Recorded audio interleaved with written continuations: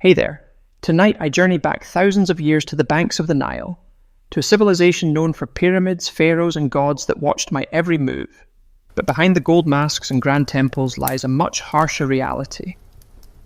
Today I ask what would happen if I lived just one day in ancient Egypt, because let me tell you, the sun isn't the only thing that will roast me alive. So before I get comfortable, I'll take a moment to like the video and subscribe, but only if I genuinely enjoy what I do here. And I'll mention in the comments where I'm tuning in from and what time it is for me. It's always fascinating to see who's joining from around the world. Now I dim the lights, maybe turn on a fan for that soft background hum, and I ease into tonight's journey. Welcome to ancient Egypt, land of pyramids, gods, and relentless ultraviolet violence. Before I even open my eyes, the sun is already blasting through my reed hut, like it's auditioning for the role of unforgiving sky god. There are no curtains, no shades, and certainly no air conditioning. Just the raw, unforgiving heat of the desert, baking everything, including me, by breakfast. I'm lying on a straw mat with a linen sheet that's more suggestion than protection. The Nile breeze I was promised in all those travel documentaries, yeah, it's gone, probably died sometime around 2800 BC. By the time I stumble outside, the temperature is already flirting with 90 degrees F, or around 32 C. And it's not even mid-morning. The sun doesn't just shine in ancient Egypt, it attacks. My linen tunic? Useless. It's like wearing tissue paper in a sauna. And I won't even think about sunscreen. There's no aloe vera, no SPF 50, not even a floppy hat with a logo from a beach resort. Ancient Egyptians did have protective oils, but unless I'm wealthy or work in a temple, I'm not getting any of it. My best option? Smear myself with mud or crocodile dung, which apparently might keep me from turning into a human torch. Emphasis on might. By midday, the stones under my feet are hot enough to cook lentils. Shade is a luxury. Trees are rare. I might get a little relief hiding behind a mud brick wall, but even that wall is sweating by now. I, on the other hand, look like someone threw me into a clay oven and forgot to set a timer. And I better not complain. Ra, the sun god, is watching. And in ancient Egypt, the sun wasn't just weather. It was divine authority. The hotter the day, the more powerful Ra was feeling. So basically, if I'm melting, it's a spiritual compliment. In short, surviving one day in ancient Egypt requires hydration, humility, and an ironclad tolerance for feeling like a roast chicken. And this is just the morning. I'm finally out of bed, or rather off my scratchy straw mat. And the good news is, the Nile is just a short walk away. The bad news? I can already smell it before I see it. Yes, the mighty Nile, the life-giver of ancient Egypt, revered as sacred, the reason civilization here even exists. But let's be honest, it also smells like a fish market had a bad breakup with a swamp. The banks are buzzing with flies, frogs, and things that probably shouldn't have legs, but do. Still, this is where I bathe. Soap hasn't been invented yet, and even if it had, I couldn't afford it. Instead, I lather myself in the freshest cleansing technology of the day. Sand. That's right. Exfoliation, the Egyptian way. I just rub myself down with coarse grains and call it skin care. It's like nature's sandpaper, but less effective. Washing clothes, also done in the Nile, and by washing I mean I pound my laundry against rocks while praying that a crocodile doesn't mistake it for a tasty midday snack. Oh, and just to make things more fun, I don't forget the occasional sewage runoff from upstream. I remember people, livestock, and the occasional funeral boat all share this river. And yet, somehow this is considered clean. I scrub, rinse, and emerge feeling slightly less sticky, and only moderately more worried about leeches. If I'm a city dweller in Memphis or Thebes, I might be lucky enough to use a public basin or cistern, but for everyone else, it's Nile or nothing. And I don't expect privacy. This is a public bathing space shared by families, neighbours, livestock, and the odd ibis pecking around my ankles like it pays rent. Water jars are filled and balanced on heads, carried back to my mud brick house before the midday heat turns the clay into toast. It's a daily ritual, spiritual, necessary, and slightly traumatic. So yes, the Nile is sacred. It feeds me, cleans me, and quenches my thirst. But I won't pretend it's a sparkling oasis. In reality, it's part miracle, part biohazard, and all I've got. By now I've bathed in the crocodile-infested Nile. I've sandpapered myself semi-clean, and my body feels like a baked fig. Time for breakfast, the most important and least glamorous meal of my ancient Egyptian day. Let's set expectations. There are no Eggs Benedict, no fruit bowls, and absolutely no iced lattes. Breakfast in ancient Egypt is less of a culinary event, and more of a tactical refueling operation. I sit on a low stool, if I have one, or just squat in the corner like everyone else. The centerpiece of my meal? Bread. Lots of it. Dense, coarse, and often as chewy as a leather sandal. It's made from emmer wheat or barley and baked in clay ovens that may or may not be shared by the local rats. And I'm not surprised if there's sand in my slice. Not as a topping, just an uninvited ingredient from the grinding stones. A daily dose of minerals, I could say. Then comes the beer. But I don't get excited. This isn't crisp, bubbly craft ale. This is thick, cloudy, lukewarm liquid bread. More porridge than pint. It's packed with calories and vaguely fermented. A medieval smoothie with the faint taste of sour cereal and survival. Even children drink it, not to be edgy, but because it's safer than water. At least the brewing process boils out the parasites, unlike the Nile, which I just discussed is basically a petri dish. If I'm lucky, and I mean very lucky, I might get an onion or a few dried dates to go with my carbon foam combo. Protein? Only if someone caught a fish and didn't immediately eat it raw. And as I chew my rock-like loaf and sip my grain sludge, flies buzz around me like it's a buffet, because it is for them. I swat at them with one hand, hold my cup with the other, and try not to think too hard about the fact that this is likely the best meal I'll have today. Breakfast in ancient Egypt isn't about flavour, it's about function. It fuels my body just enough to survive until the next time someone hands me another sand-infused brick of bread. Bon appetit! I've had my gritty bread, my chunky beer, and just enough rest to call myself functional. Now it's time to work. And trust me, ancient Egyptian labour makes modern burnout look like a spa day. Unless I'm a scribe, priest or royalty, which let's be honest, I'm not. My job is pure muscle and dust. No air-conditioned cubicle, no coffee breaks, no ergonomic chairs. Just sweat, sand, and a constant risk of collapsing before noon. If I'm a farmer, I'll be ankle-deep in Nile mud by sunrise, yanking weeds or planting barley under the eye of an overseer whose hobby seems to be yelling. I use wooden ploughs, crude sickles, and my bare hands. If my back hurts, congratulations. That means it's working. If I'm a labourer, things get even more biblical. I imagine hauling multi-ton stones for temple construction under a blazing sun, while barefoot, up ramps made of gravel and prayer. There's no ocean here. I trip. That's a broken ankle and a shrug from the foreman. Working on tombs? That's another level of grind. I'm hammering limestone, chiseling out burial chambers for people who will get to rest longer than I ever will. And if I mess up a pharaoh's tomb, let's just say job security might involve a sealed chamber and a curse. And if I'm a woman, I'm not off the hook. Domestic work is also physical labour. Grinding grain, hauling water, weaving linen, caring for kids, and still helping in the fields. My break is when the baby naps for 7 minutes. While I prepare dinner, I eat on the go. I wipe sweat with my tunic. I keep moving because slowing down means falling behind. And falling behind means someone else gets my grain quota and I get the blame. There's no clocking out. The sun is my supervisor. When it finally sinks behind the horizon, I crawl home, half alive, dust-caked, and dreaming of softer sandals and a less aggressive sun god. Work in ancient Egypt isn't just hard, it's endless. It's a full-body commitment to survival, day after day, until my body gives out or my overseer decides I'm not worth feeding. And that's not even the worst of it. After sweating my soul out in the fields or quarry, I might be tempted to grumble. Maybe something small, a little "this job stinks" or "why am I doing this again?" Stop right there. Because in ancient Egypt, complaining isn't just frowned upon, it's potentially treason. Why? Because my boss isn't just a ruler. He's a literal god. The Pharaoh isn't some guy who got elected or born into a lucky family.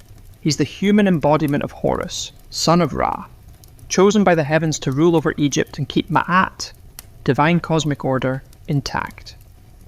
In other words, if the river floods well this year, thank the Pharaoh. If it doesn't, well, maybe I didn't pray hard enough. Questioning his authority isn't just rude, it's blasphemy. Speaking ill of him could land me a date with a whip, a set of shackles, or an early trip to the underworld with none of my favourite burial goods. I see his face everywhere, on statues, temple walls, coins, even bread molds. His name is chanted in rituals. His image is painted larger than everyone else's in every mural. That's not artistic exaggeration, that's law. And I don't expect to ever see him. If I'm a commoner, the closest I'll get is watching a golden bark float by during a religious festival. Blink. And he's gone. Back to a palace I'll never enter, surrounded by officials, guards, scribes, and enough gold to finance a small civilization, which, fun fact, he basically does. If I'm lucky enough to work on a royal project, say a tomb, a temple, or a statue the size of a mountain, I serve with divine joy. At least that's what the state says. I say it too, because pretending I'm honoured to carve stone for 14 hours a day is safer than the alternative. And I don't even think about rebellion. Pharaohs crush uprisings faster than I can say dynasty. Just ask the last village that tried to withhold taxes. Oh wait, I can't. It no longer exists. So yes, the Pharaoh is divine. And me, I'm just lucky to be allowed to sweat in his name. Now get back to work. If I thought surviving under the sun was hard, just wait until I realize that in ancient Egypt, sand is my roommate, co-worker, seasoning, and mortal enemy. It's everywhere. In my clothes, in my bed, in my food. There is no escaping it. I could be working, praying, sleeping, or minding my own business in the market. And suddenly a gust of hot wind sweeps by and turns my face into a grainy exfoliation experiment I didn't ask for. Let's start with the clothes. I wear linen. It's light, breathable, and about as effective. At keeping sand out, it's about as effective as a screen door is at holding back soup. It slides down my tunic, clings to my skin, and somehow finds its way into places I didn't know had creases. Eating, good luck. Every loaf of bread is basically a sand trap. Since flour was ground between stone slabs, little bits of grit made their way into the dough. I didn't just eat my wheat, I ate my millstones too. It's why ancient dental remains are often worn flat like river rocks. I imagine chewing my breakfast while also filing my molars daily. And if I thought my house was a sand-free zone, think again. My mud brick home has gaps, crevices, and windows with no glass. Perfect portals for wind-blown sand. My floors are covered, my cooking pots are full, my bed is basically a sand pit disguised as furniture. Shoes? Optional at best. Most of us walk barefoot, meaning I'm always one step away from turning my feet into battered leather sandals.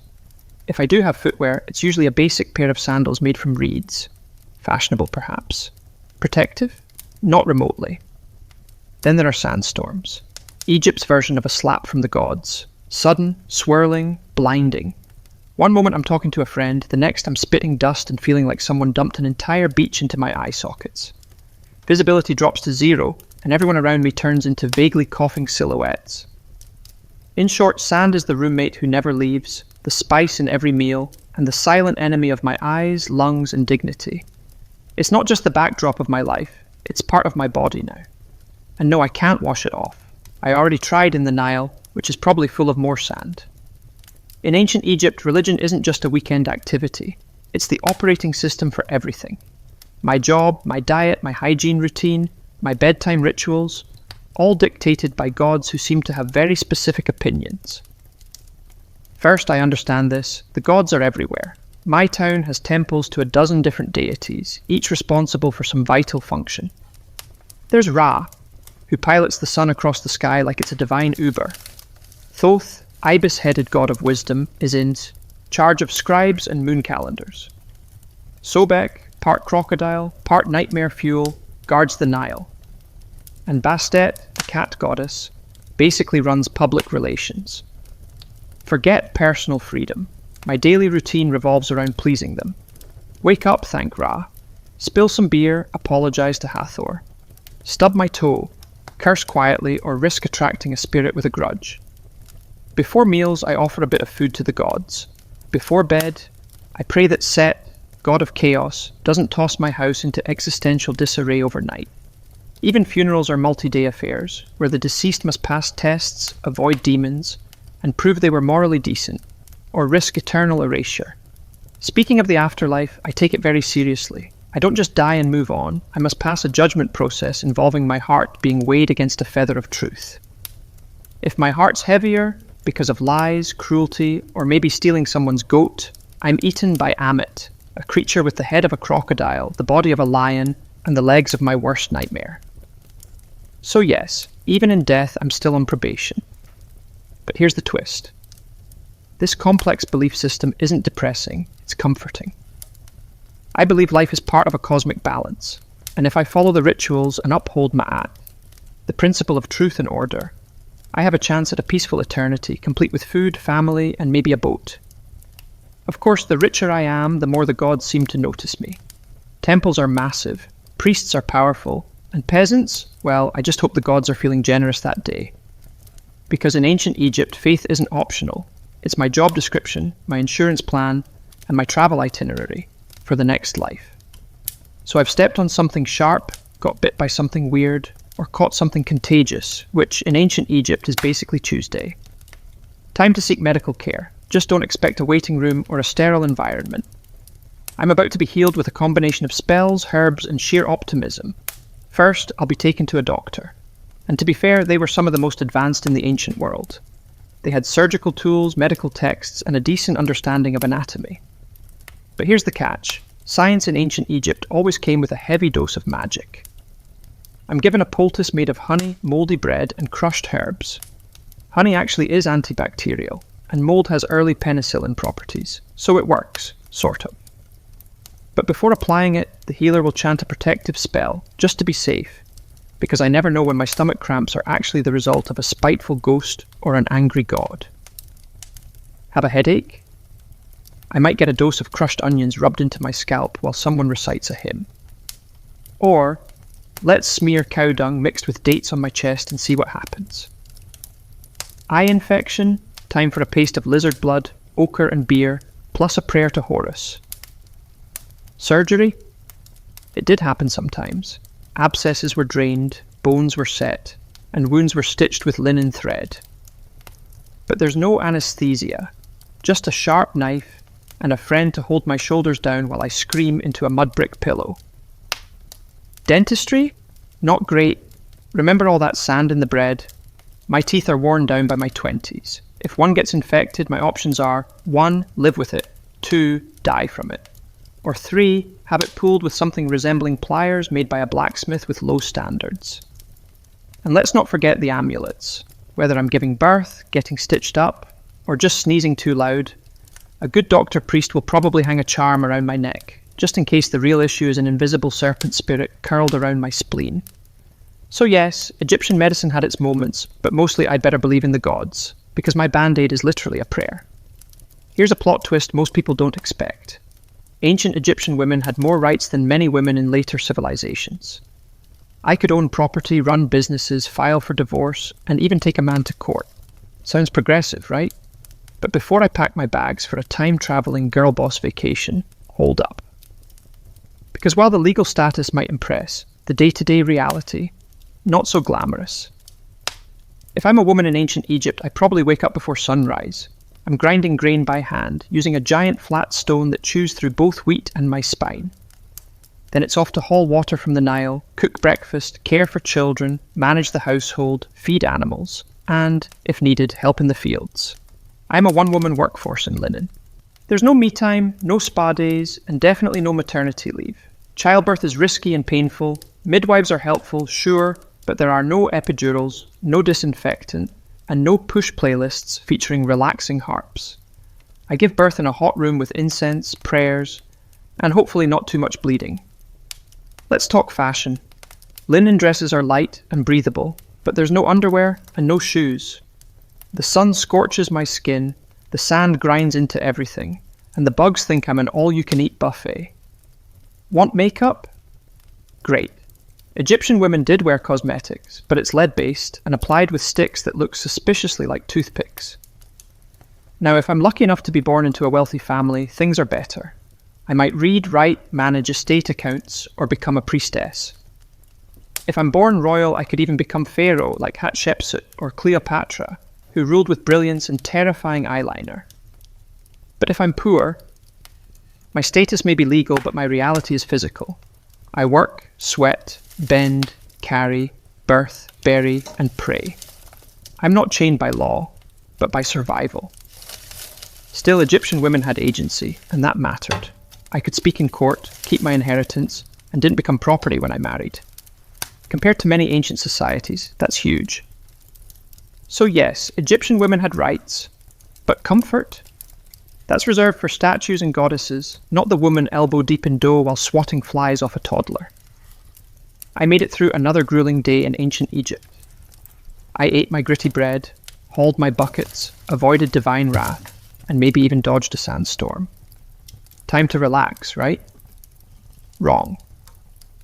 Because in ancient Egypt, my real test begins after I die. Death isn't the end. It's just the beginning of an incredibly bureaucratic, multi-phase journey through the underworld. And if I thought the labor overseer was strict, wait until I meet the gods of judgment. First, my soul takes a trip to the Hall of Ma'at.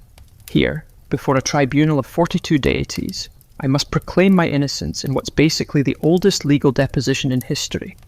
I say things like, I did not steal, I did not lie, I did not covet my neighbour's donkey, all while hoping the gods buy it.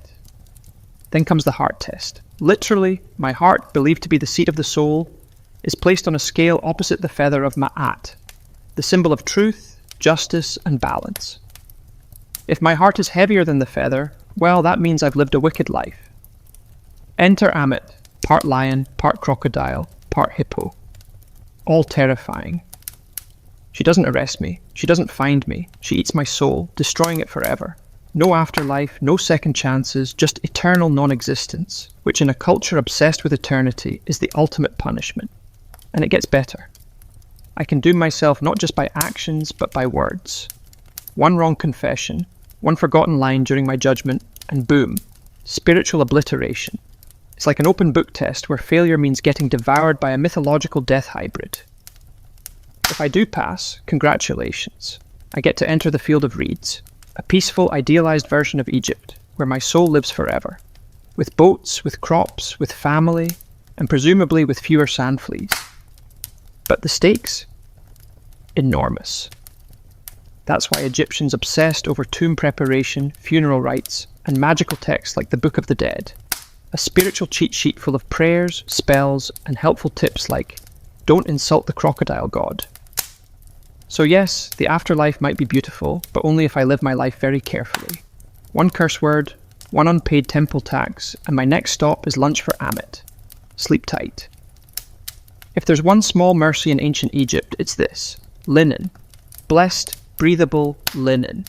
My entire wardrobe, and everyone else's, is made from this plant-based fabric. It's light, cool, and lets my skin breathe in the scorching heat. That's the good news. The bad news, that's pretty much where the comfort ends. Whether I'm a farmer, builder, priest, or vendor, I'm wearing the same outfit every day. For men, a short white kilt or loincloth. For women, a straight sleeveless linen dress, sometimes held up by straps, sometimes not. If I'm upper class, I might have pleats or beads or fancy patterns. If I'm not, it's plain white, or slightly greyish depending on how long it's been since laundry day. Oh, and laundry day, I'm hand scrubbing my clothes in the Nile while hoping a hippo doesn't emerge mid-rinse. Most people go barefoot. Sandals made from woven reeds or leather are reserved for special occasions or temple priests. So unless I'm royalty, I expect to spend my days with hot sand between my toes. And possibly a sharp rock in my heel. Accessories? Absolutely. But mostly functional. Amulets for protection, necklaces to show status, and eye. Makeup made from powdered coal wasn't just for fashion. It helped reduce glare from the sun and supposedly warded off infections. Yes, even eyeliner had a job. In ancient Egypt. But no matter how well I dress, the bugs don't care. Flies, gnats, mosquitoes, they treat my airy outfit as an invitation. I'm walking through the day swatting constantly, rubbing on perfumed oils, and praying that my linen doesn't stick to me like a wet curtain the moment the sun reaches full strength. And of course my outfit doesn't change with the seasons, because Egypt doesn't really have seasons, just hot and slightly less hot.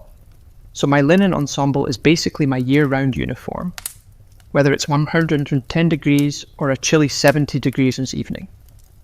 So yes, Egyptian clothing is light, elegant, and far more comfortable than what Romans would wear later. But I don't let the breezy outfits fool me. because no matter how floaty my tunic feels, my life is still heavy with labour, heat, sand, and bugs that refuse to respect my personal space. I've survived another blistering Egyptian day, hauling bricks, dodging sandstorms, and praying my linen doesn't disintegrate mid-task. But in ancient Egypt, survival is always temporary, because no matter how tough I am, I probably won't live past 35. Let's break it down. If I make it past childhood, which is already an achievement considering infant mortality rates are sky high, I'm thrust straight into adulthood by age 13. Marriage, work, and child rearing all start early, because honestly, I'm running out of time. I might die from heat stroke, or an infected cut, or childbirth, or crocodiles, or scorpion stings, or bad bread. And forget antibiotics. If I get a fever, the best treatment is honey, herbs, and hoping the gods don't have other plans for my soul.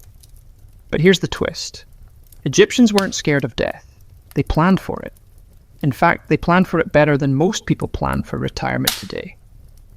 If I'm rich, I commission a tomb, the ancient version of a 5-star eternity suite. I start saving up grave goods, jewellery, food offerings, perfumes, statues, even tiny servant dolls called shabtis, to do my chores in the afterlife. Think of them as spiritual interns, who work while I nap forever. My body is embalmed, wrapped in linen, stuffed with natron, natural salt, and tucked neatly into a painted sarcophagus. I'm buried with a copy of the Book of the Dead, which is less about doom and more like a mystical travel guide, complete with passwords for the afterlife, spells to confuse demons, and instructions for not getting eaten by soul-devouring monsters. If I'm poor, well, my tomb is likely a shallow pit in the sand. My body is wrapped in whatever fabric my family can spare. Maybe a pot or two placed nearby and then covered with earth. No murals, no golden mask, just me and the wind. But even the poorest Egyptians hold on to the dream of the afterlife, a peaceful, fertile paradise called the Field of Reeds, where I farm without sweat, eat without hunger, and sail the Nile forever under gentle sunlight. So yes, I'll probably die young in ancient Egypt. But if I lived well, prayed right, and didn't insult too many jackal-headed gods, I just might spend eternity in style. I finally made it to the afterlife, or at least into the tomb. I've been embalmed, wrapped, blessed, and buried. Time to rest in peace, right? Well, not exactly. Because in ancient Egypt, even the dead get robbed. Let's start with a simple truth. Tombs are full of expensive stuff. Gold amulets, jewellery, perfumed oils, carved statues, chests full of linens, and for pharaohs, literal boatloads of treasure, all intended to be taken into the afterlife. But treasure in a tomb is basically an open invitation for someone with a chisel and bad intentions. Tomb robbery is so common that it becomes a full-time problem. Pharaohs try to fight it by hiding their tombs deep in cliffs, locking them behind trap doors, and scrawling terrifying curses. On the walls, things like, "May a crocodile devour your soul," or "May your limbs be twisted forever by a serpent made of fire." Spoiler, the curses didn't work. Grave robbers came anyway, at night in secret, with inside knowledge. Sometimes they were locals. Sometimes they were corrupt workers who helped build the tombs. In some cases, even priests and guards were in on it. And the punishment for getting caught? Severe. Think public beatings, mutilation, exile, or death. But considering how valuable tomb goods were, especially gold and rare incense, the risk often seemed worth it. After all, the dead don't fight back. But it's not just the wealthy who got robbed. Even commoners' graves were disturbed. Poorer Egyptians like me might have been buried with a small pot of beer or a loaf of bread for the afterlife. That was still worth stealing. Food was scarce, tools were valuable, and linen was currency. The irony, tomb robbing wasn't just about greed. Sometimes it was about survival. Egypt went through famines, political collapse, and invasions. A hungry worker might break into a tomb not for treasure, but for food. And when my children are starving, a few funeral offerings look less like sacred objects and more like dinner. So in ancient Egypt, I'm not safe just because I'm dead. My tomb can be looted, my name erased, and my mummy unwrapped by some desperate soul with a pickaxe and poor moral judgment.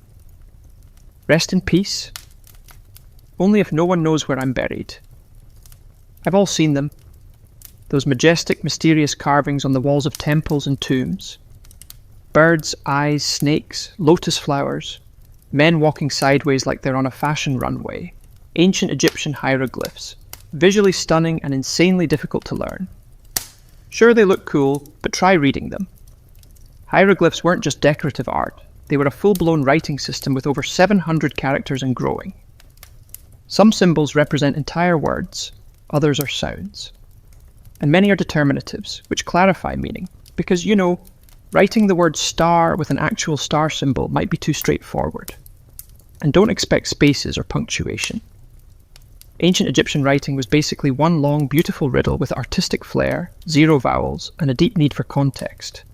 Oh, and it can be written left to right, right to left, or top to bottom, depending on what the scribe felt like that day. The trick? Look at which way the birds or people are facing. That's my reading direction. If they're facing right, read right.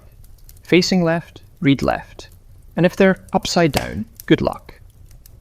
Learning to write hieroglyphs wasn't for commoners. Literacy was rare. Maybe 1% of the population could actually read and write. If I wanted in, I had to become a scribe, which meant years of intense education, starting as a child. I'd memorize hundreds of symbols, copy endless scrolls, and practice so much that my hand probably curled into a claw by age 15. But the payoff? Huge. Scribes were respected, well-fed, and never made to haul bricks under the sun. Instead, they wrote tax records, court documents, letters, and religious texts. They were essential to society and protected from most manual labour. In a world where writing was power, scribes ruled quietly from the shadows. For the rest of us, though, writing was something magical, literally. Hieroglyphs were believed to have sacred power. Writing someone's name preserved their soul. Erasing it, total spiritual annihilation. So yeah, spelling really mattered. So while hieroglyphs may look like ancient emoji, they're more like a linguistic Rubik's Cube, wrapped in myth, math, and mystery. Beautiful? Yes. Easy to learn? Absolutely not. After 14 chapters of heat, hunger, sand, superstition, and backbreaking, labor. It's time to ask the big question. Would I survive a single day in ancient Egypt? Let's be honest, probably not. Sure, it's easy to romanticize the ancient world. Golden tombs, lotus-scented air, graceful hieroglyphs, gods with animal heads, and a thing for order and beauty. But behind the iconic monuments and stunning art was a world of brutal realities that spared no one but the elite. My average Egyptian day started with a dirt floor, a cloud of flies, and the knowledge that if I didn't work, I didn't eat. I walked barefoot on blazing sand, hauled water, cooked over open fires, lived shoulder to shoulder with bugs, smoke, and livestock. I worried about disease, divine punishment, and whether a snake might slither into my sleeping mat. I had no toothpaste, no medicine, no retirement plan. And if I were lucky, maybe 2 changes of linen. I served a god king who could take my land with a decree, a climate that cooked my skin by noon, and a religion that required me to pass a literal divine test after death just to get into the good version of the afterlife. Let's also not forget the things I didn't have. No antibiotics, no sunscreen, no privacy, no plumbing, no painkillers, and no easy escape. Once I was born into my class, that was it.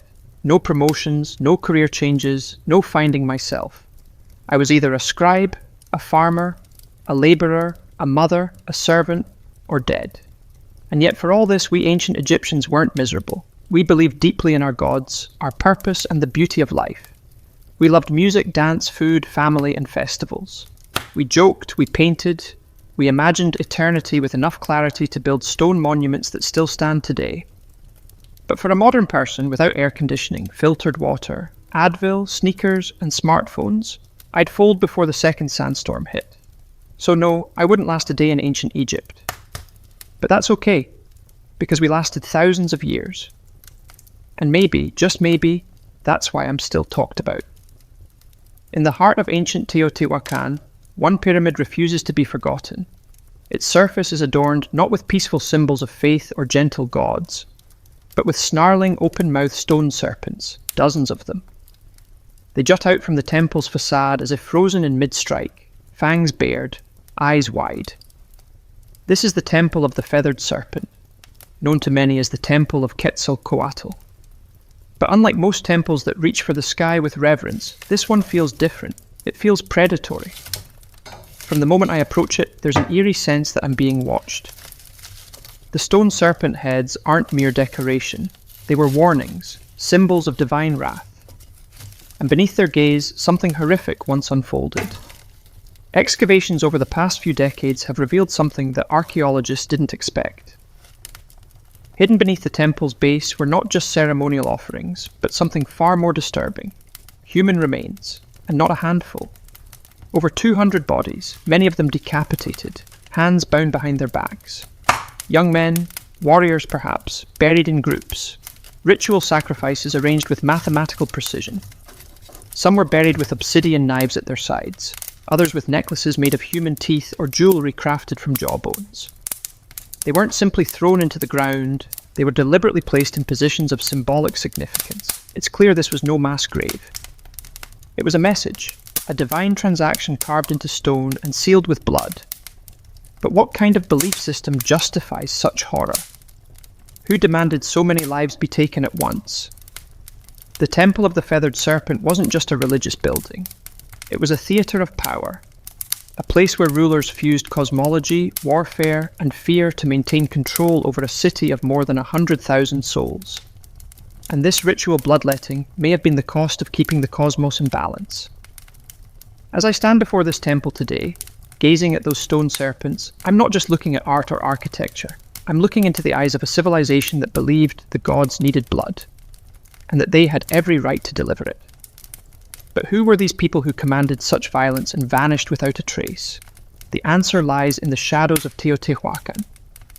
Before the mighty Aztec Empire, before the Maya carved their cosmic calendar into stone, there stood a city unlike any other in the ancient Americas, Teotihuacan. Its name, given by the later Aztecs, means the place where gods were born. And when I walk its immense avenue of the dead, flanked by pyramids that scrape the heavens, I start to understand why.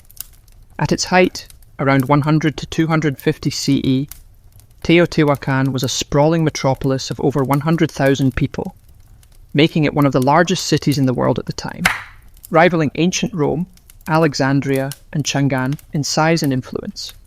It was a city meticulously planned, wide boulevards, gridded streets, apartment compounds housing extended families, multi-story structures made from volcanic stone. And at the centre of it all, 3 massive pyramids, the Pyramid of the Moon, the Pyramid of the Sun, and the Temple of the Feathered Serpent. But here's what makes Teotihuacan different. No one knows who built it, seriously. To this day, I don't know the name of the people who constructed this place. I don't even know what they called themselves. There are no written records, no kings' names carved into stone. Teotihuacan seems to have been a society ruled not by a single monarch, but perhaps by a council, a theocracy, or something altogether foreign to my understanding of ancient power. And despite this anonymity, their influence was colossal. Evidence of Teotihuacan's power has been found hundreds of miles away, from the Maya cities of Tikal and Copan to the distant Zapotec capital of Monte Alban.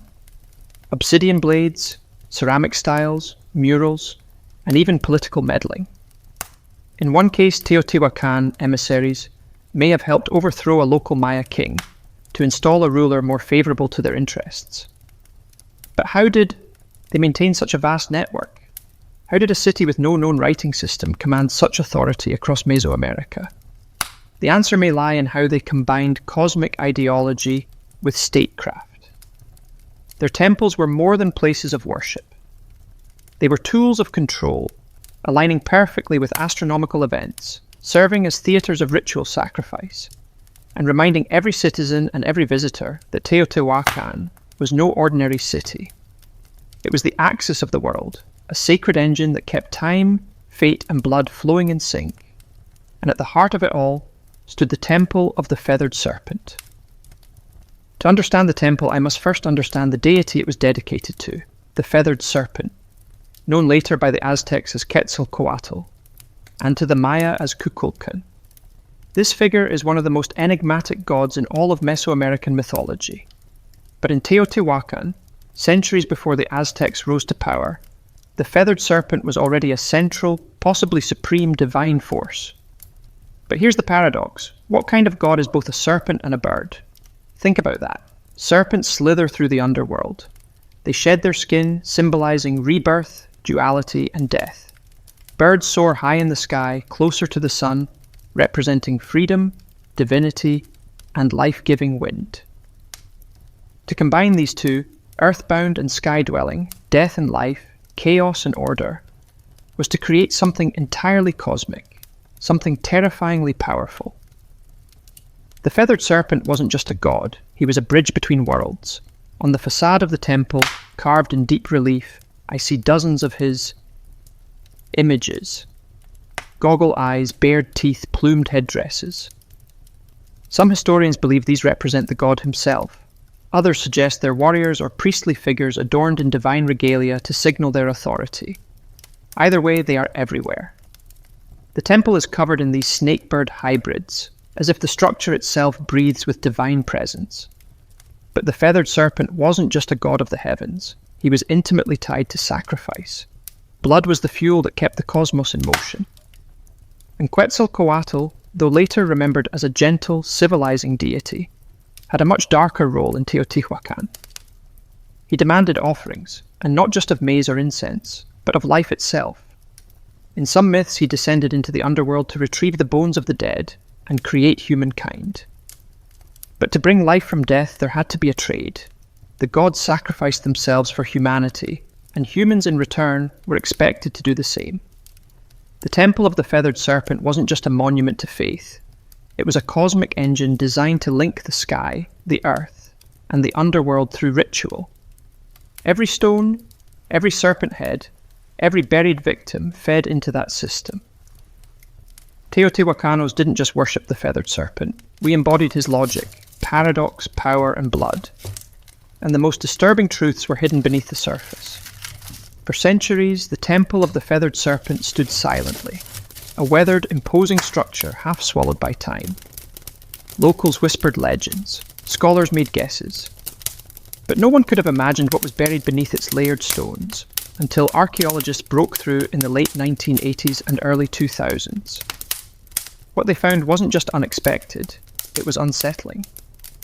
Hidden beneath the temple's foundations were a series of long-sealed chambers and pits, each filled with carefully arranged human remains. These weren't the messy results of war or disease. These were deliberate sacrifices, systematic, ritualistic, cold. The victims, numbering over 200, were young men, many between 15 and 25. Some wore necklaces made of human jawbones. Others had their hands tied behind their backs. A few were decapitated. Obsidian knives, sharp and black as night, were scattered nearby. The unmistakable tools of ritual slaughter. And this is where it gets darker. The arrangement of the bodies followed geometric and symbolic patterns. They weren't buried randomly. They were placed in quadrants, cardinal directions, possibly to mirror the cosmos. Even the number of bodies mattered. It wasn't just about death, it was about meaningful death. Offerings surrounded the victims: jaguar bones, serpents, exotic shells from the distant Gulf Coast, figurines, and obsidian blades that had never been used in battle. This wasn't punishment. It was a gift. These young men, most likely warriors, had been selected not to die in disgrace, but to die as part of something transcendent. To the Teotihuacanos, the very act of building a temple may have required human sacrifice. It was as if every stone had to be consecrated with blood, every layer raised only after an offering had been made.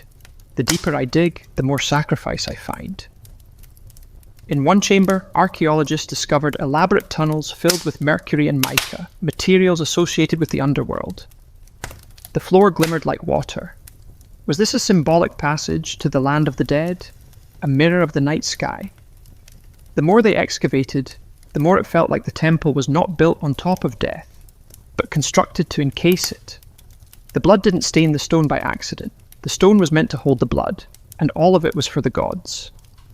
I looked closer at the Temple of the Feathered Serpent, and I noticed something strange, something unnerving.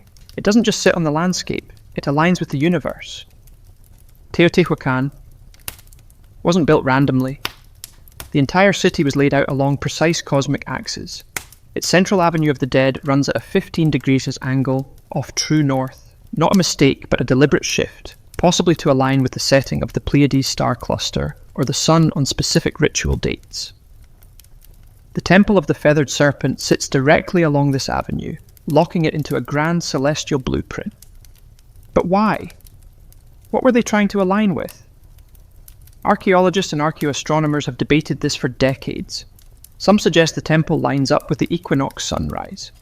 Others argue it connects to Venus, the planet most sacred to Mesoamerican civilizations, often associated with war, sacrifice, and rebirth.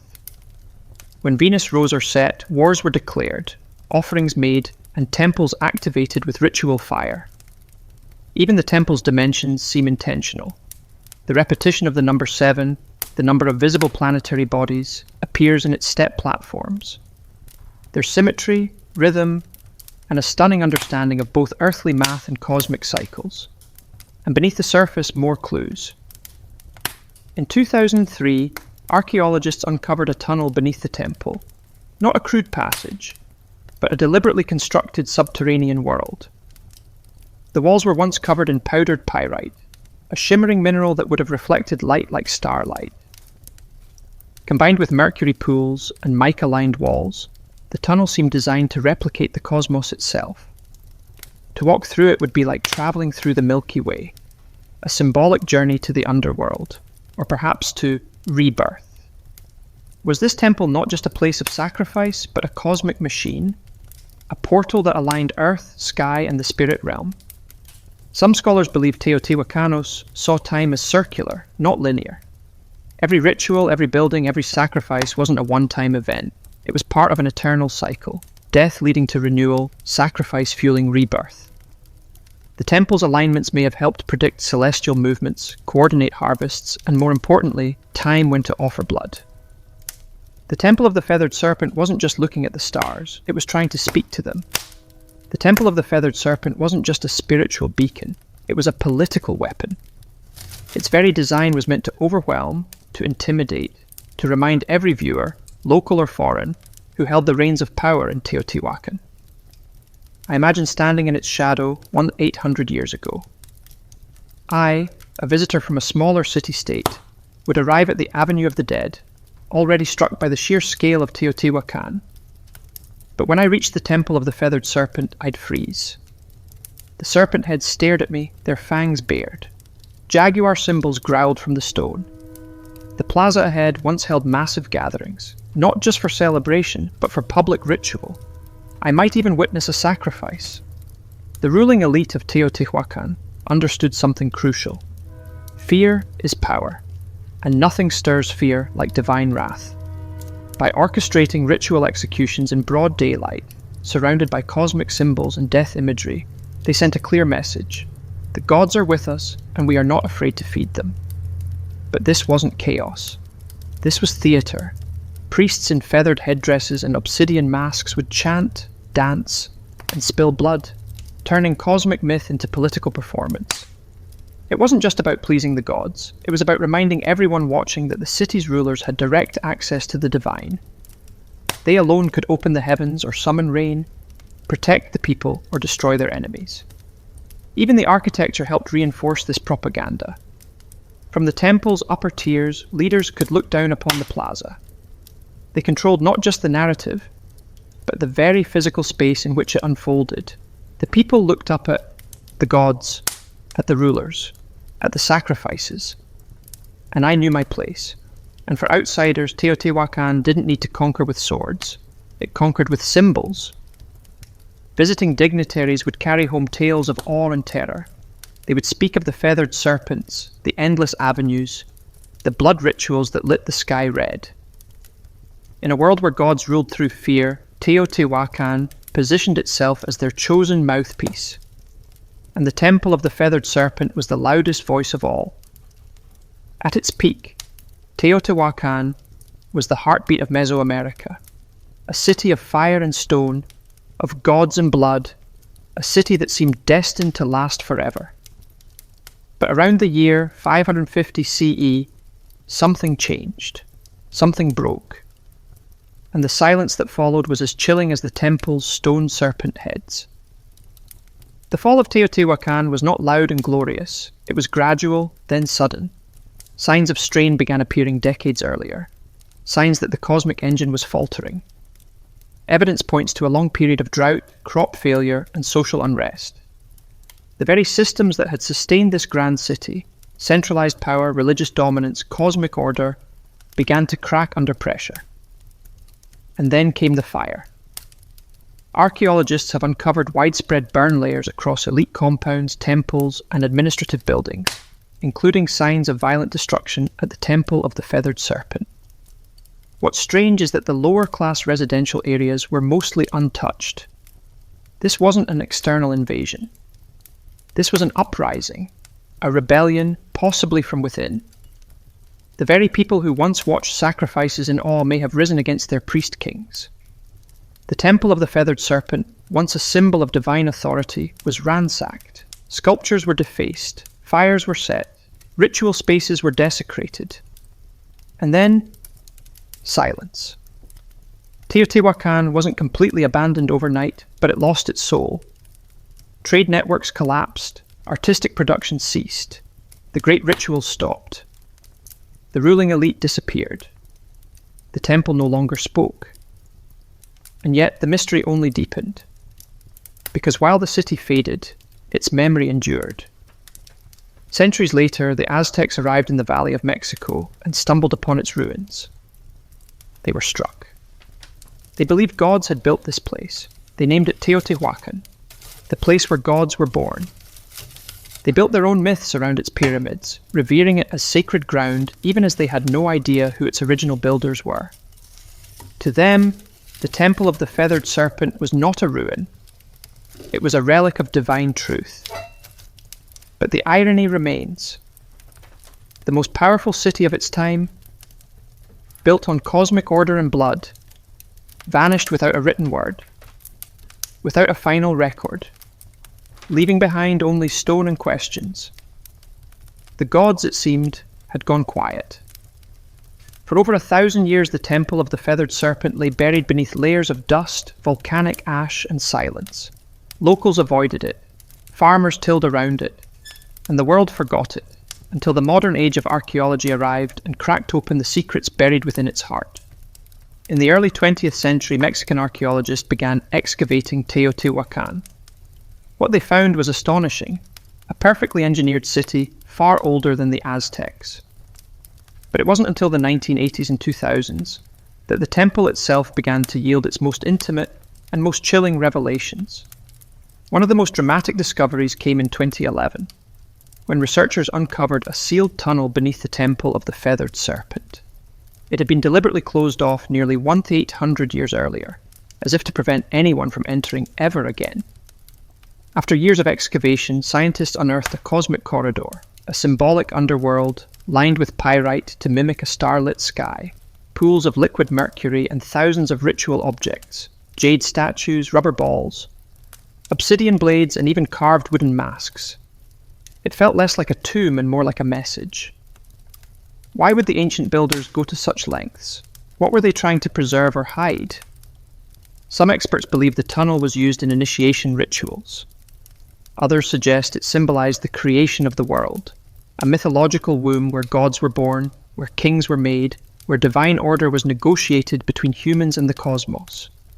The mercury, once thought to be only toxic, may have represented water, or the fluid veil between worlds.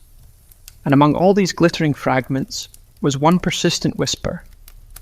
The feathered serpent still lingered, not just as a myth, but as a presence. In murals and carvings, in the geometry of the temple itself, the serpent hadn't disappeared. It had coiled inward, deep into the bones of the city, waiting to be rediscovered. And with each excavation, each uncovered jawbone or golden ornament, I draw a little closer to its message, one carved not in language but in stone, sacrifice, and shadow.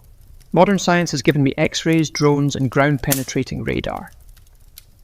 But even with all my tools, one truth remains: the temple still keeps secrets. Today, the Temple of the Feathered Serpent stands as a haunting monument, not just to a civilization long gone, but to a way of thinking that merged power, cosmos, and death into one unbreakable system. Tourists snap photos, children run past the stone serpent heads. but the ground beneath their feet is soaked in 1,000 untold stories and over 200 known human sacrifices. And still the temple endures. Its legacy is not just architectural, it's psychological, spiritual, cultural. The feathered serpent, this paradoxical god of sky and earth, continued to evolve. He would be adopted by the Toltecs, then reborn by the Aztecs as Quetzalcoatl, where his myth took on a gentler tone. The bringer of knowledge, the god who wept for humanity, the one who vowed to return. This reimagining of the serpent god shows how myths don't die, they transform. Even in modern Mexico, echoes of the feathered serpent persist in art, in murals, in literature, and in national identity. The temple's image has appeared on coins, stamps, and even government buildings. It has become a symbol of mystery, of pre-Columbian brilliance, and of the untamed spiritual world that once pulsed through Mesoamerica. But there's another legacy, one less visible, more uncomfortable. The temple of the feathered serpent forces me to confront the price of belief. It asks hard questions. How far will humans go to feel connected to the divine? What happens when power and religion become indistinguishable? Can beauty coexist with terror? In many ways, the temple isn't just a historical site. It's a mirror, a reflection of me. My fascination with life after death, my hunger for meaning, my capacity to build monuments of staggering beauty and to stain them with blood. The temple teaches me that greatness comes with shadows, that civilizations can soar to impossible heights while burying their secrets beneath the stones. And maybe that's why I keep returning, not just to visit, but to understand. Because deep down, I know the serpent is still watching, not to strike, but to remind. Remind me of what I once was, and what I still might be. Before I spoke in words, I spoke in rhythm.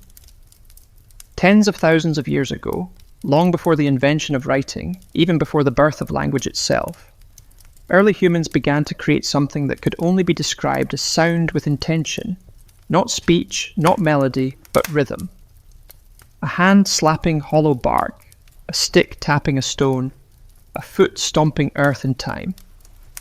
Somewhere in that ancient repetition, something magical emerged. The first drum beat. It wasn't called music, it wasn't called anything, but it felt like something. Like communication, like movement, like emotion taking form. I've uncovered evidence of primitive percussion instruments dating back over 30,000 years. These were likely made from natural materials, tree trunks, hollowed out gourds, stretched animal hides. Nothing fancy, nothing preserved. But these rudimentary drums were not toys or idle distractions. They served real purposes, to warn, to summon, to connect. I imagine a tribe scattered across a dense forest. One beat from a distant drum, and others knew danger was coming, or a celebration had begun, or the gods were listening. The earliest drums weren't just tools, they were extensions of the human body, a heartbeat externalized, a pulse that could be felt across a valley. Drumming wasn't something I watched or listened to, it was something I participated in. Together, around fires, under stars, in caves where echoes made the air itself vibrate. These ancient rhythms became a language of emotion, joy, grief, warning, hope, all expressed not in syllables or symbols, but in patterned sound. Before the first flutes were carved, before string instruments were dreamed of, the drum was already alive, anchoring me in time, giving shape to ritual, and uniting individuals into tribes. In that way, the drum became humanity's first instrument, and perhaps its first form of collective identity. No matter where on earth I lived, I created something to strike, something to beat, something to mark the moment, because even when I had no words, I had rhythm. And that rhythm was everything. In the cradle of early human civilization, drums were not just instruments. They were sacred voices. Every tribe, every culture, every corner of the earth developed its own rhythm. But the purpose was nearly universal, to commune with the unseen. In Africa, where some of the world's earliest drums emerged, rhythm was deeply intertwined with life, death, and ancestry. The gambe, carved from a single tree and wrapped in goatskin, was believed to contain three spirits. That of the tree it was carved from, the animal whose skin gave it voice, and the craftsman who brought it to life. Played in circles, the gem didn't just accompany rituals, it was the ritual. Then there were the talking drums, capable of mimicking human speech through pitch and tone. In West Africa, these drums carried messages across miles, relaying news, warnings, births, and deaths from one village to the next. Long before the telephone, I was already drumming my messages through the landscape. Across the oceans, Native American tribes treated the drum as a living entity. It was the heartbeat of Mother Earth, played in ceremonies to honor ancestors, summon healing, or guide the souls of the dead. The large powwow drum, played by a circle of drummers, was both a musical and spiritual engine, a communal pulse that aligned me with nature and spirit. In Australia, the Aboriginal people used clapsticks and percussive stomps in the sacred dreamtime, a mythic era of creation. In the Arctic, Inuit shamans struck frame drums to enter trance states, seeking visions or communicating with spirits during long, dark winters. These weren't performances, these were acts of survival, healing, storytelling, and connection. To drum was to remember. To drum was to belong. And always it was communal. Drums brought people together into sacred circles, synchronizing hearts and intentions. No sheet music, no stage, just bodies moving, hands striking, souls stirring, all unified by rhythm. It didn't matter where on earth I stood. If I heard a drum in the distance, I knew something sacred was happening, something that words alone could never express. From sacred circles to bloody battlefields, the drum has always spoken, sometimes with comfort and sometimes with command. As human societies evolved as kingdoms and empires rose, I watched drums transform into tools of domination, instruments of order, and weapons of fear. The earliest armies didn't have radios or megaphones. They had drums. In ancient China, massive drums called bo were struck to coordinate troops across vast terrains. With a single resonant boom, commanders could signal a charge, a retreat, or a flanking maneuver. These drums weren't just loud. They were strategic. Each rhythm meant something specific, and trained soldiers knew how to listen, even through the chaos of battle. In Mesopotamia, temple drums were used to announce rulers and summon the public. But in times of conflict, they echoed through city walls, terrifying enemies with a deep, relentless thunder. It wasn't just percussion, it was psychological warfare. When I marched with the Romans, we carried the tympanum, a frame drum used in processions and by cults like that of Cybele.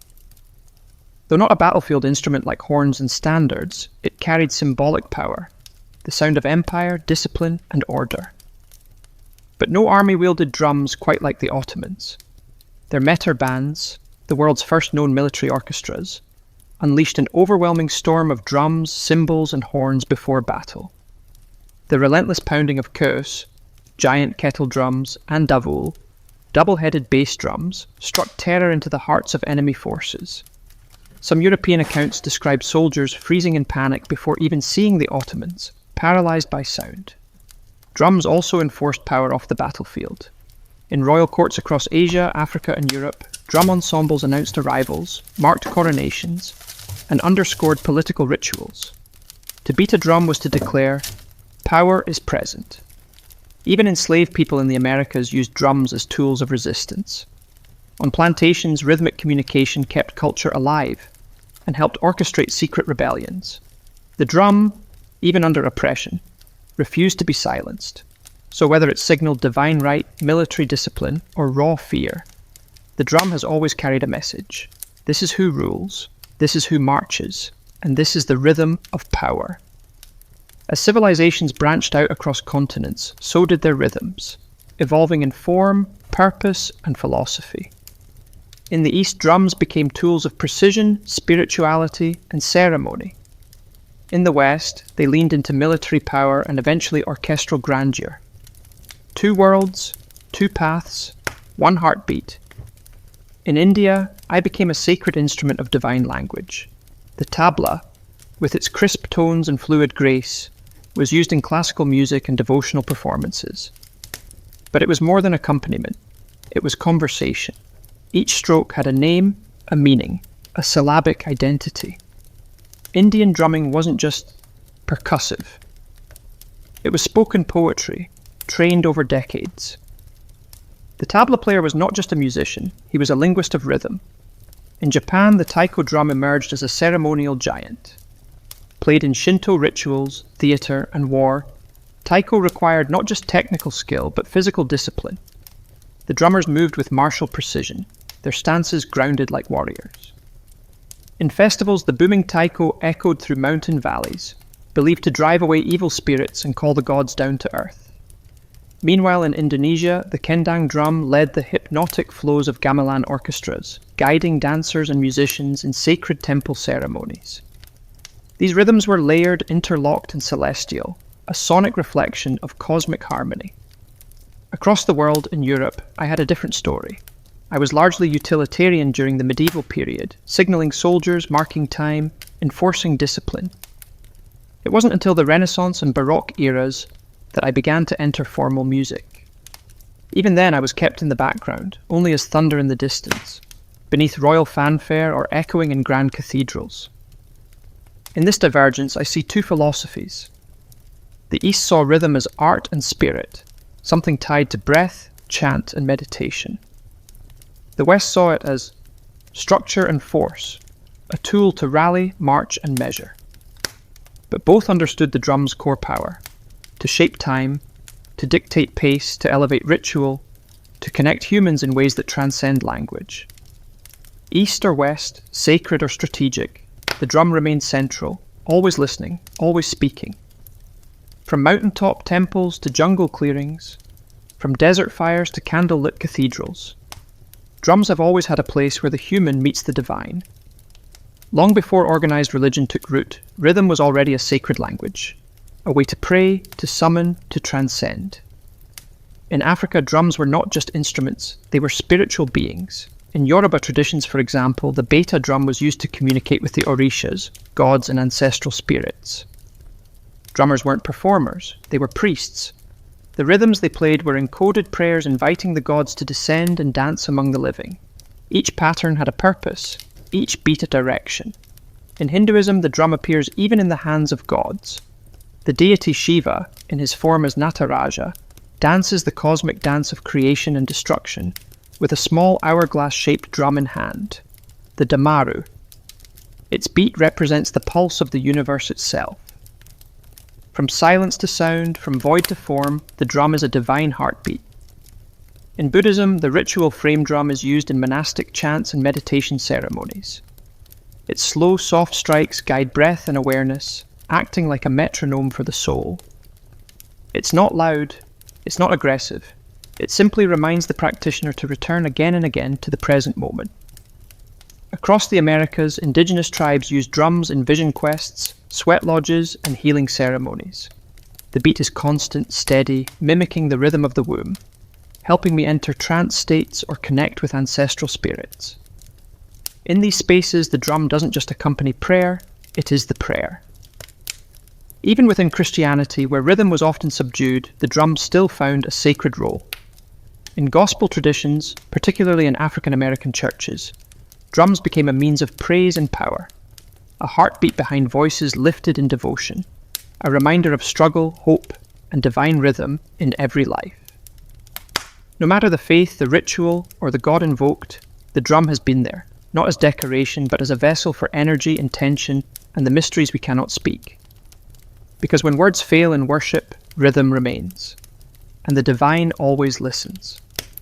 For thousands of years, drums were solitary instruments, one body, one sound, one purpose. But in the heart of the industrial age, something revolutionary happened. In factories, streets, and music halls, percussion was reimagined. And by the early 20th century, multiple drums were no longer scattered across a stage. They were united, forming something entirely new, the drum kit. It was born out of necessity. In the late 1800s, military and theatre bands required several percussionists to play bass drum, snare, cymbals, and woodblocks, each handled by a different person.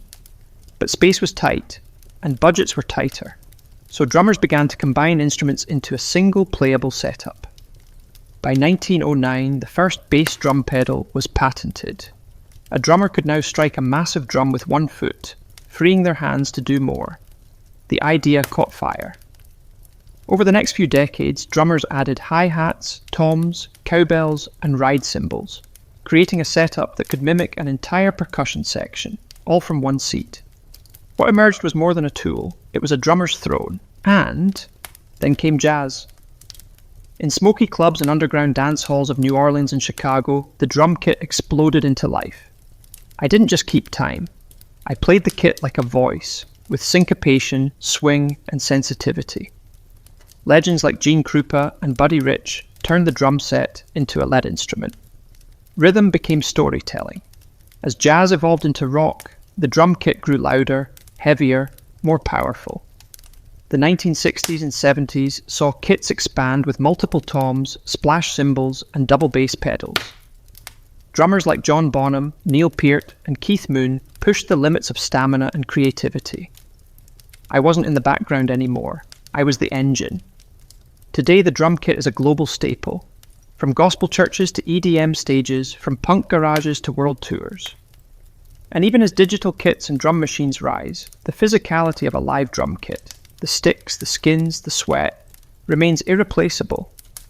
It's a symbol of modern rhythm, a fusion of centuries, where tradition meets innovation, and where I can speak with 10 voices at once. The world beats in thousands of dialects, and so do its drums.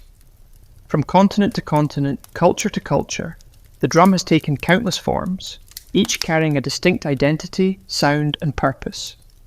These aren't just instruments, they're cultural signatures, crafted from local materials, shaped by local hands, and steeped in the rhythms of everyday life.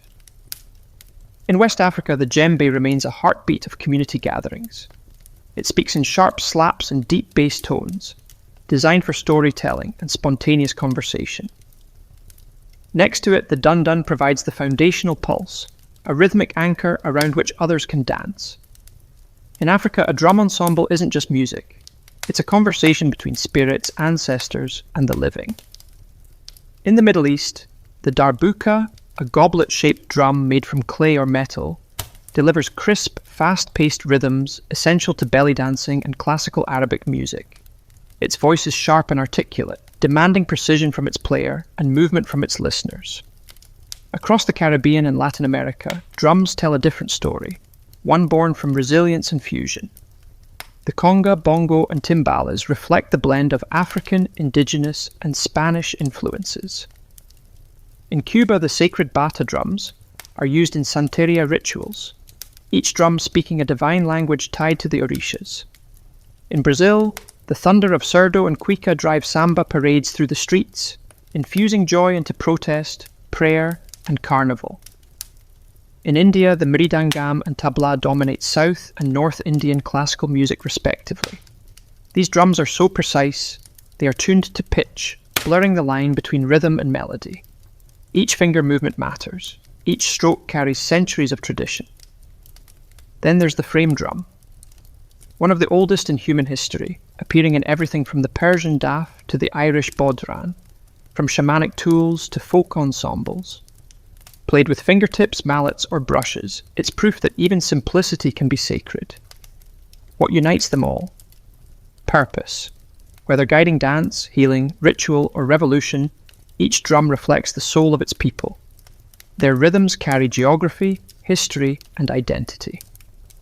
The global drum family isn't just diverse, it's universal.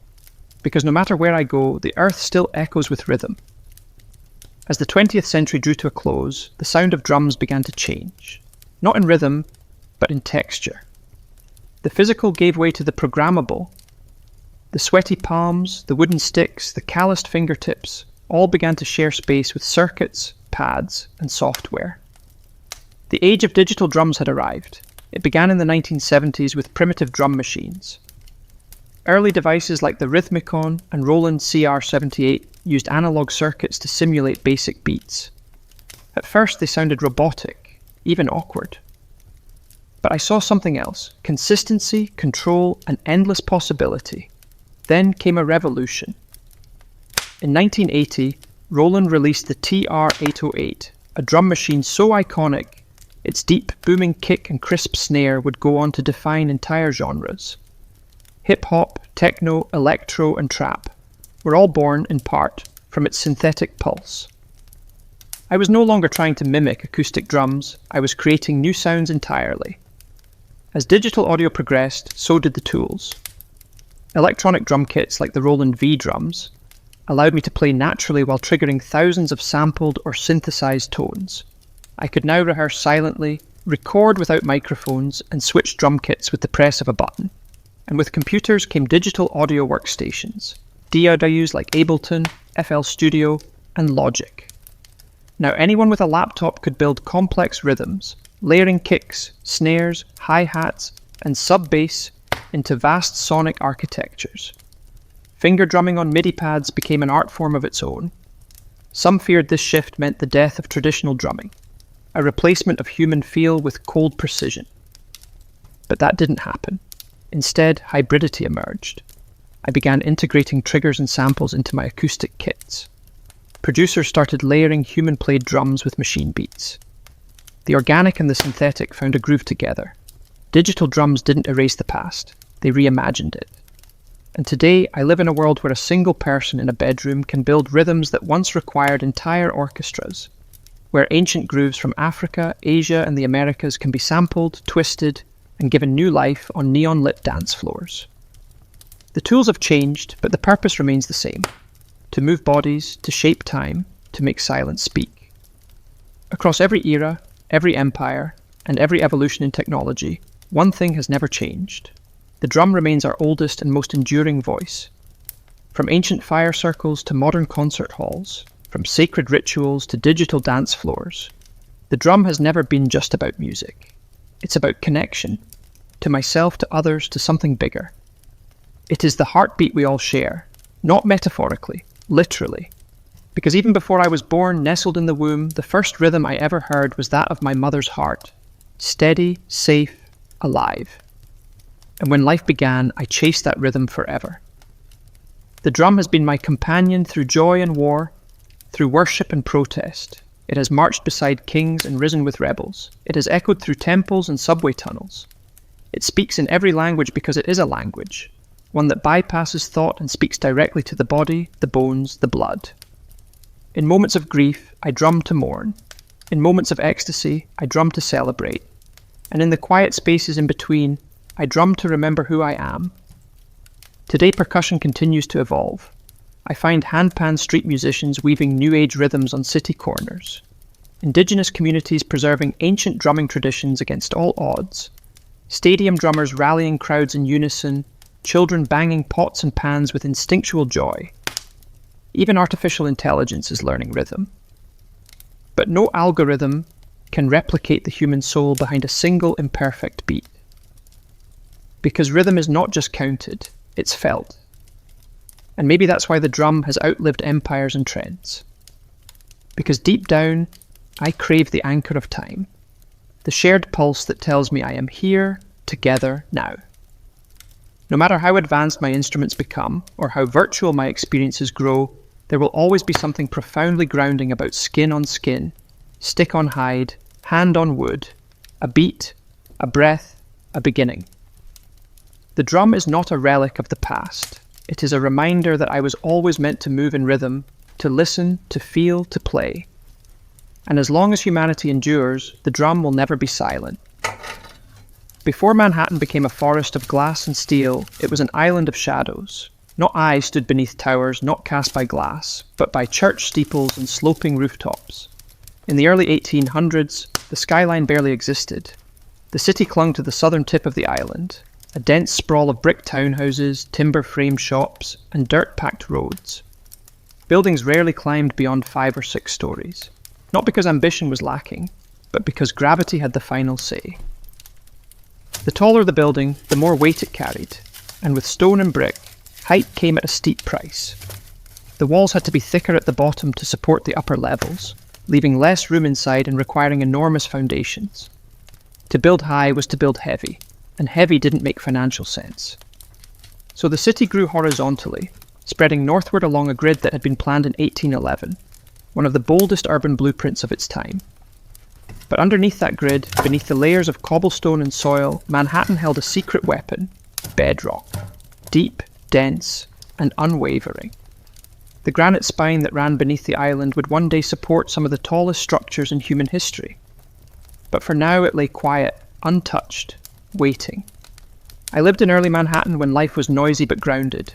Commerce bustled in the harbour, ships lined the piers, and horses clattered through narrow streets. The economy grew, immigration surged, and the island swelled with energy.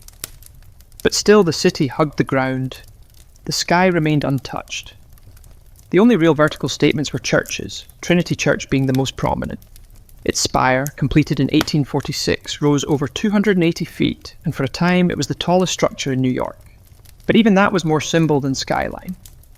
What none of us knew then was that the skyline's future wouldn't be shaped by stone or wood, but by iron, steel, and vision.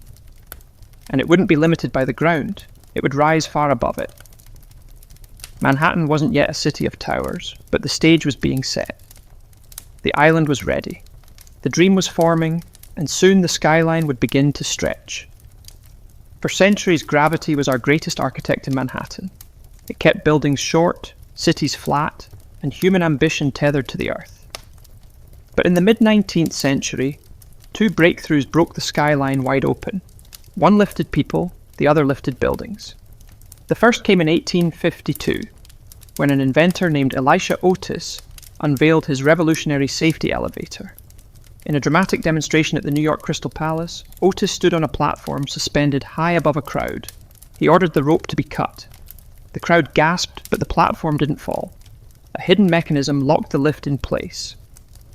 With that single, breathtaking moment, Otis changed the rules of height. Until then, the top floors of buildings were the cheapest. No one wanted to climb stairs.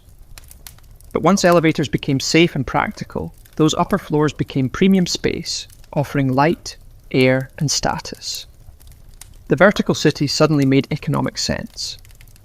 But being able to move people upward wasn't enough. Buildings still relied on load-bearing walls, which grew thicker and more cumbersome the higher they went. That's where innovation number 2 arrived. The steel skeleton. In the 1880s and 1890s, engineers began using steel frames to support the weight of buildings, allowing exterior walls to become thin curtains rather than heavy structural anchors. This method, known as steel frame construction, gave architects a new freedom: build as high as the frame could handle. Suddenly, height was no longer a risk, it was a strategy. The technology had arrived, the materials were here, and Manhattan, with its solid bedrock and booming economy, was the perfect canvas. The island's tight geography encouraged vertical thinking, and its status as a financial capital meant that everyone from banks to newspapers wanted their name visible in the clouds. The elevator made the sky accessible. The steel skeleton made the sky buildable. Together, we didn't just change architecture, we redefined what a city could be. Now the race would begin, not outward, upward. By the late 19th century, I was no longer content to sprawl. I wanted to soar. The ground was full, the streets were packed, and the only place left to build was up. With steel frame construction and the elevator now established, Manhattan became a proving ground, and the skyline a battlefield for ambition. The first shots were fired in the 1890s. In 1890, the New York World Building, home to Joseph Pulitzer's newspaper empire, rose 20 stories above Park Row. It was the tallest office building in the world, briefly. Not to be outdone, the Park Row building claimed the title next in 1899, standing at 391 feet. Each new tower was a declaration not just of wealth, but of vision. To build higher was to announce, "We are the future." Soon the skyline began to sprout with steel giants. The Singer Building, completed in 1908, stood at 612 feet, becoming the tallest building in the world and the first structure to surpass the height of the spire of Trinity Church, which had held the record for over 50 years. But even that wouldn't last. In 1913, the Woolworth Building took the crown, designed by architect Cass Gilbert and funded in cash by retail magnate Frank W. Woolworth. It rose 792 feet over 55 stories, in a soaring display of neo-Gothic beauty. Dubbed the Cathedral of Commerce, the Woolworth wasn't just tall, it was majestic, an architectural sermon about America's rise as a modern power. But this wasn't just architectural competition, it was branding warfare. Corporations and institutions vied for the tallest, most distinctive buildings, towers that would etch their names into the sky. Every new height was a headline. every silhouette a symbol. The skyscraper became the ultimate billboard, permanent, imposing, impossible to ignore. And beneath it all, the rhythm of progress beat relentlessly. Steam shovels dug foundations into granite, riveters hammered steel day and night.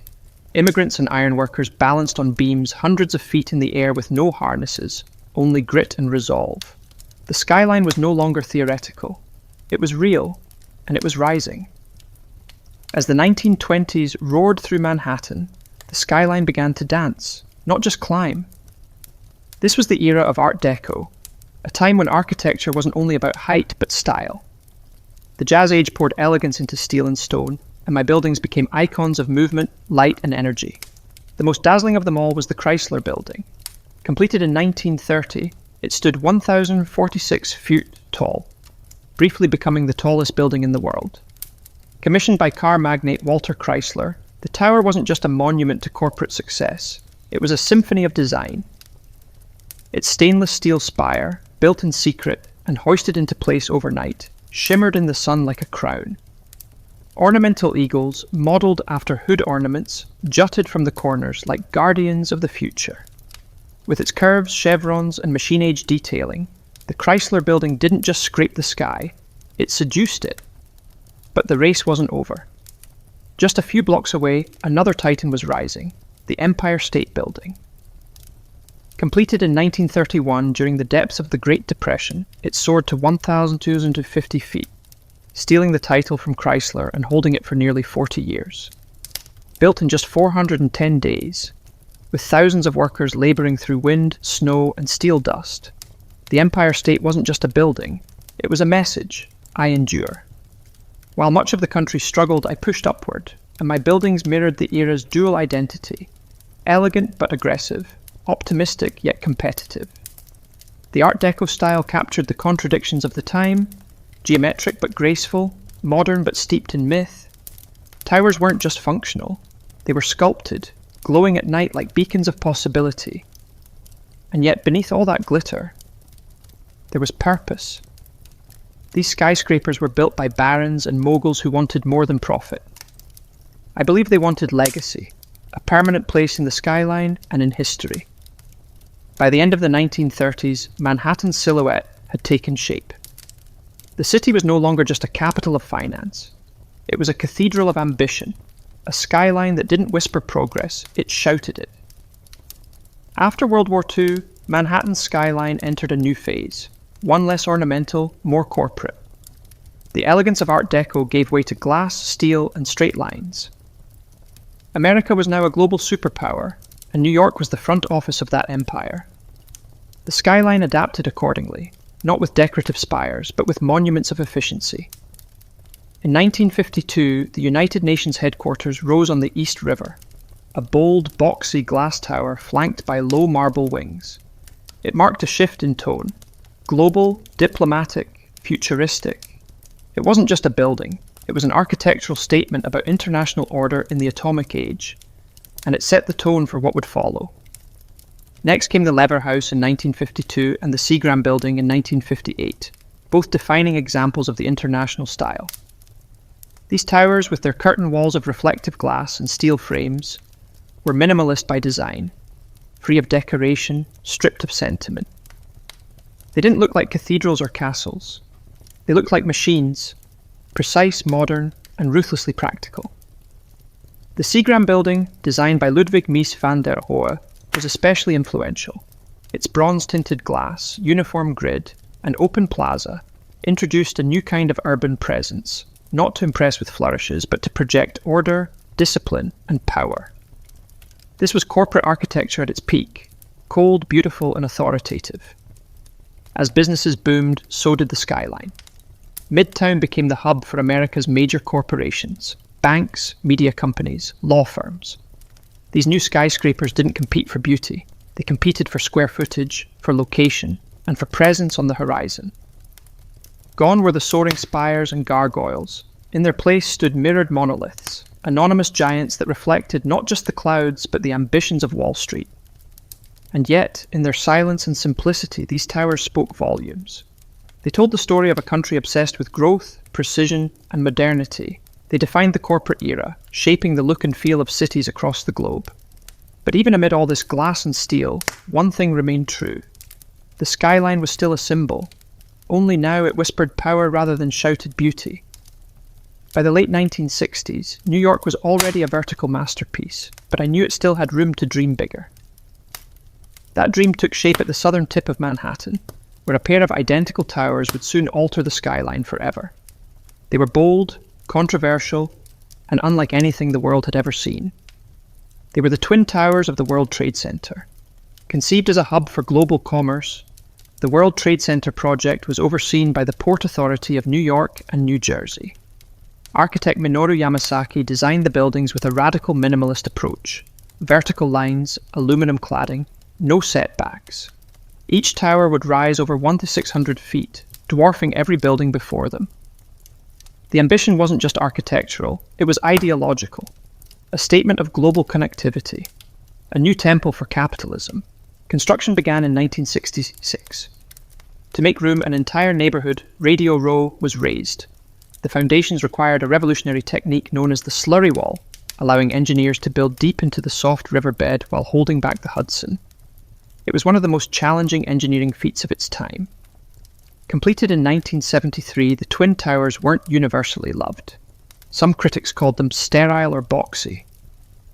Others mourned the loss of the ornate towers of the past. But to me, the towers were pure presence, bold, confident, and commanding. They didn't dance with the sky like the Chrysler. They didn't taper like the Empire State. They stood firm, twin pillars of certainty and scale. More than just buildings, the World Trade Center became an international symbol of business, of unity, of American might. People came from around the world to visit the observation decks, to dine at Windows on the World, or simply to stare up in awe from the plaza below. For nearly 3 decades, the Twin Towers dominated Lower Manhattan. They anchored the skyline, giving it symmetry and gravitas. And while other cities built taller structures, none carried the iconic weight of those 2 towers rising side by side. The skyline had changed once again, this time not with ornament or artistry, but with monumental ambition. On the morning of September 11, 2001, the Manhattan skyline changed forever. Not by cranes or construction, but by violence and smoke. In less than 2 hours, the twin towers of the World Trade Center collapsed into dust, fire, and twisted steel. Thousands of lives were lost, and the 2 pillars that had once defined Lower Manhattan were gone. The attack wasn't just an assault on people or buildings, it was an assault on symbols, on what those towers stood for: commerce, modernity, freedom, ambition. For decades, the Twin Towers had defined the southern end of the island. Their clean, monolithic forms had become visual shorthand for New York itself. Now, that skyline was fractured. In the days and weeks that followed, Lower Manhattan became a wound. Open, smouldering, raw. Where once there had been height and light, there was only absence. And that absence echoed. Photographs of the skyline looked hollow. The familiar silhouette was broken. And the space that had once pulsed with global energy became known as Ground Zero. For the first time in a century, Manhattan wasn't building up. It was mourning. The city grieved, but it also endured. Steel workers, firefighters, police officers, and volunteers poured into the site, not to construct but to recover. Rubble was cleared, lives were honoured, silence replaced the clang of iron. In a city always rushing forward, this was a forced pause, a long breath held in collective pain. But even in sorrow, New York did what it had always done. It looked up. Discussions about rebuilding were complicated, emotional, political. What should take the place of the towers? Should anything rise again? Could the skyline be restored without erasing the loss? For years, the hole in the ground remained, a reminder of what was and what was taken. It became sacred space. And yet, slowly, plans emerged. Designs were drafted. Cranes returned. Steel returned. Not to erase the tragedy, but to create something new beside it. But before anything was built, one truth stood clear. The skyline was no longer just a symbol of power or ambition. It had become a memorial, a silhouette shaped by both triumph and tragedy. And the story wasn't over. In the aftermath of devastation, a city known for speed, ambition, and movement paused. Not to surrender, but to reimagine. Rebuilding the Manhattan skyline after 9/11 wasn't just a matter of architecture, it was a matter of identity. What would rise in place of the Twin Towers? Could anything? The answers came slowly. In 2003, a design by architect Daniel Libeskind was selected for the new World Trade Center site. It wasn't just about height, it was about healing, memory, and renewal. The plan would blend commercial space with public memorials, parks, transportation, and light. It wasn't a return to what had been. It was a statement of what could be. At the heart of it all stood a new tower, One World Trade Center, originally called the Freedom Tower. Rising from the northwest corner of Ground Zero, it would become the tallest building in the Western Hemisphere at 1,776 feet, a number chosen to echo the year of America's independence. But this wasn't just about patriotism. It was about defiance, about reaching up again, despite loss. Construction began in 2006, and in 2014, One World Trade Center opened its doors. Clad in shimmering glass and standing like a crystal obelisk, it didn't try to imitate the past. It offered something new, reflection, both literal and symbolic. The building changes with the sky, glowing, darkening, disappearing depending on the light. It is presence without arrogance. Beside it, the 9/11 Memorial opened in 2011, two deep voids where the original towers once stood, each with a continuous waterfall and the names of the fallen etched into bronze. It's not just part of the skyline, it's part of the city's soul. The new skyline took years to take shape. Other towers rose, 3 WTC, 4 WTC, and 7 WTC, each one sleek, modern, and purposeful. Together they represent not just a city rebuilt, but a city transformed. New York didn't just replace what was lost, it evolved. It honored the past while building for the future. And in doing so, it reminded the world of something deeply American and deeply human. You can knock a city down, but you can't keep it from rising. Today, the Manhattan skyline is more than a collection of buildings. It is a living symbol of ambition, of resilience, of the American dream itself. No other silhouette in the world carries so much weight. It's etched into pop culture, history, and memory.